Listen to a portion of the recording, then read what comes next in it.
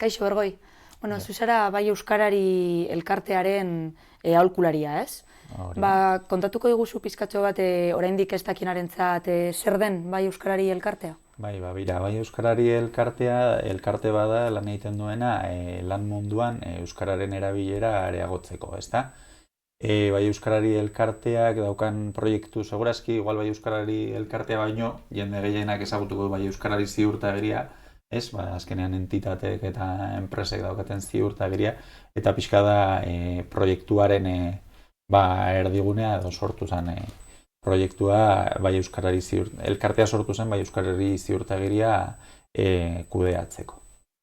Eta elkartea noiztik dago martxan? Eta zein izan da urte hauetan izandako ibilbidea edo bilakaera? Bai Euskarari elkartea sortu zen 2007 urtean, sortu zen bai Euskarari ziurtagiria kudeatzeko, bai Euskarari ziurtagiria sortu zen 2000 urtean, Euskalgintzaren Kontseiluak sortu zuen ikusi zelako eta egin zelako eztabaida estrategiko bat, zeinetan ikusi izan beharra lan mundua euskalduntzen jartzeko, ezta?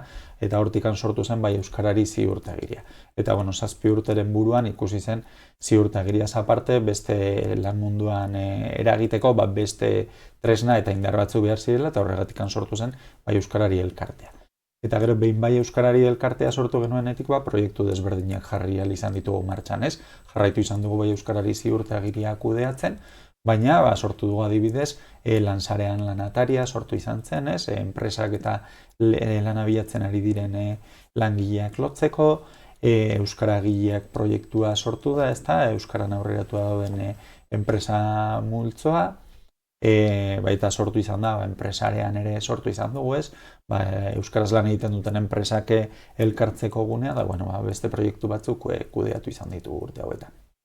Eta pentsa genezake orokorrean lan munduan Euskara ez dagoela oso errotuta, ez? Ez, badaude enpresa batzuk lan handia egin dutenak honekin, baina kalkulatzen da Euskal Herri mailan enpresa entitateen 1% edo kudeatzen duela, modu baten edo bestean, ez? Bai Euskarari ziurtagiria izan da, edo Euskara plan bat izan da, Euskararen kontua pentsa hori enpresa guztien 1%. Oso eskasa da, berez oso eskasa da tartea bai. Eta Gasteizen adibidez, zenbat saltokik edo enpresak daukate ziurtagiria? Gasteizen dago eta 10 enpresa inguru daukate bai Euskarari ziurtagiria. Enpresa hauekin egiten dugu lan, gainera urtero ebaluazio bat eta eskaintzen diegu, baina horiek dira Gasteiz mailan daudenak. Gero Euskal Herri mailan 1270 enpresa inguru daukate ziurtagiria. Eta oroar profilak antzekoak dira, osea profil ezberdineko guk abarkatzen ditugu profil handia, ez? Azkenean alor sozioekonomikoa oso zabala da, baditugu enpresa industrial batzuk, gero kalean egunerokotasunean erosketak egiteko dendak, tabernak, jatetxeak, gero ere beste mota batzutako entitatea daude ere bai, federazioak, ikastolaren bat, gero elkarteak ere elkartzen ditugu, orduan azkenean gure metodologiarekin abarkatzen ditugu guzti horiek, eta laguntzen digu entitate guzti horiei Euskara txertatzen jarraitu dezaten. Eta enpresen kasuan nolakoa da Euskarekiko jarrera? Gure enpresak, edo, lehen esan dudan moduan, azkenean enpresei askotan kosta egiten zaie hizkuntza kudeak eta horretan sartzea, ez?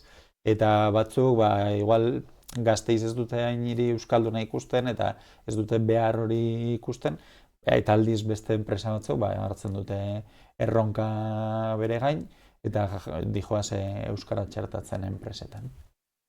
Adibidez, Gasteizen zein izan da elkartearentzat igual izan duen oztoporik nabarmenena edo zeintzuk izan dira oztopo esanguratsuenak edo aipagarrienak? Lehen esan bezala, igual Gasteizen oztoporik handiena da, erakustea enpresei eta bestelako entitatei euskararen garrantzia, euskarak ze balio erantzi emango dien beraiei, zelan onurak lortu aldituzten euskara txertatzerako orduan, bezeroekiko hurbiltasuna lantzen dute, fidelizazioa, eta azkenean euskaldunontzako ze importantea den gure hizkuntza, eta nik uste hor puntu horretara iristeaz, enpresai adieraztea ze importantea den euskara txertatzea haien egunerokotasunean, hori dela agian daukagun oztoporik nagusiena zentzortan. Bai.